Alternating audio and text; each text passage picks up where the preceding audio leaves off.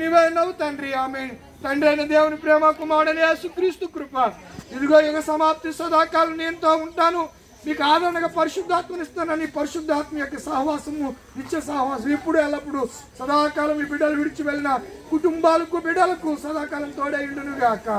ఆమేన్ ఆమేన్. వందనాలు.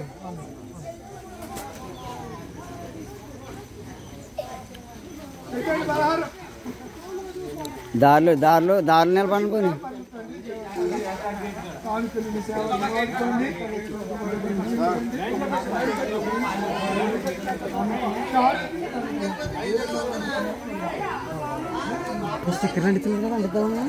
అంటిద్దాం. మీరేమో కొట్టించారు, మా అత్త పెట్టారు. అదే కొట్టించారు. కొట్టిచ్చారా? కొట్టి